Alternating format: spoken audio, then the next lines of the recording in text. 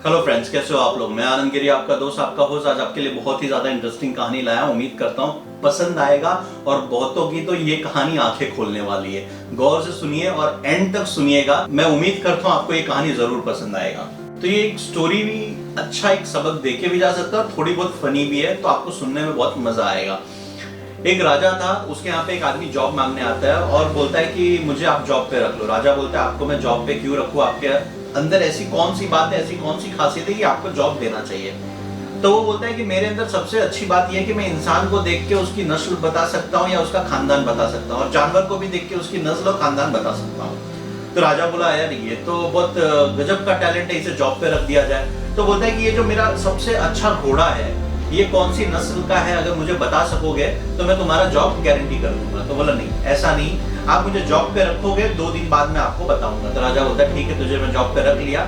ये जो मेरा फेवरेट घोड़ा है ये कौन सी नस्ल का है ये मुझे आप बताओ। तो 2 दिन बाद जब राजा उसे बुलाता है और पूछता है आप बताओ ये घोड़ा कौन सी नस्ल का है, तो वो बोलता है हुजूर माफी चाहूंगा, जो आपका ये घोड़ा है ना ये काफी मिलावटी नस्ल का है। तो उसने बोला मिलावटी नस्ल मेरे को समझ में नहीं आया। तो बोला आपको जिसने ये घोड़ा बेचा है आप उसे बुलाओ।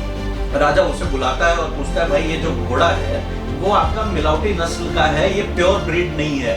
तो बोलता है हुजूर माफी चाहूंगा, एक्चुअली इस घोड़े की जो माँ थी वो बचपन में मर गई थी, इसके लिए इसको हमने गाय का दूध पिलाया।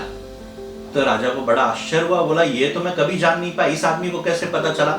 फिर उसे बुलाता है और पूछता है भाई ये बताओ मुझे कि आपको कैसे पता चला ये मिक्स ब्रीड है, ये मिलावटी नस्ल का है। तो उसने बोला हुजूर कभी भी घोड़ा घास खाता है तो मुंडी ऊपर करके खाता है, लेकिन आपका घोड़ा जब देखो मुंडी नीचे करके घास खाता था, उससे मुझे पता चल गया कुछ ना कुछ तो गड़बड़ है। तो राजा को बहुत खुशी हुई और राजा ने उसे बहुत सारा भेड़ बकरी मुर्गे गिफ्ट कर दिए।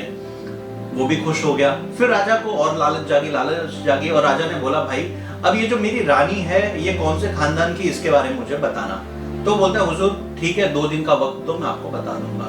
2 दिन बाद राजा बुलाता है, पूछता है कि बताओ रानी मेरी कौन से खानदान की है, कौन सी रियासत की है और कैसी रानी है। तो बोला हुजूर माफी चाहूंगा, बता तो दूंगा लेकिन आपको बुरा लगेगा। तो बोला नहीं नहीं बिल्कुल बुरा नहीं लगेगा, आप बताओ।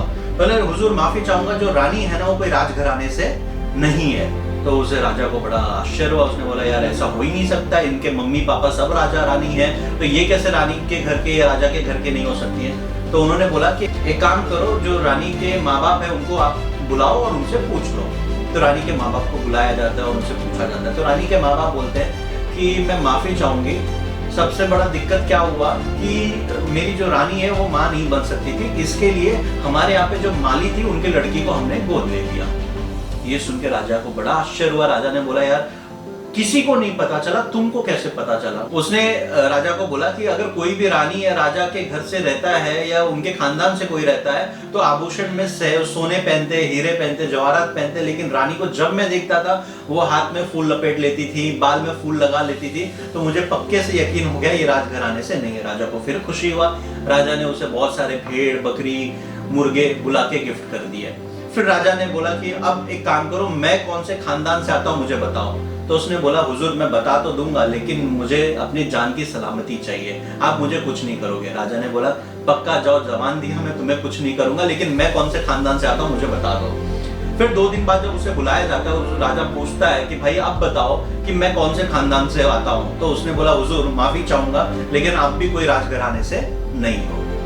राजा को सुन के बड़ा आश्चर्य हुआ। राजा ने बोला यार मैं राजघराने से नहीं हूँ, इतने राज्य का राजा हूँ मैं, और आप तुम मुझे ऐसा बोल रहे हो। राजा ने बोला ये बात झूठ है।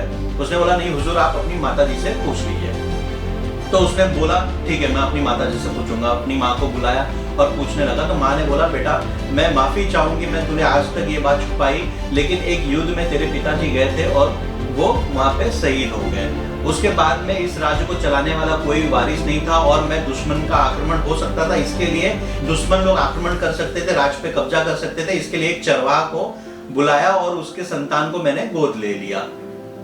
तो ये बात सुनकर राजा को बड़ा सदमा लगा और उसने बोला ये बात तुझे कैसे पता चला। उसने बोला हुजूर माफी चाहूंगा लेकिन जब कोई राजा खुश होता है तो हीरे देता है, जवाहरात देता है, लेकिन जब आप खुश होते हो आप बकरी देते हो, मुर्गा देते हो, तो ये कोई राजा के लक्षण नहीं है। दोस्तों ये कहानी एक मजाक की तरह भी लेना, और कुछ लोग बात काफी सेंसिबल लेते हैं कि आदमी की जो फितरत होती है, आदमी की जो हरकतें होती है वो खानदानी होती है।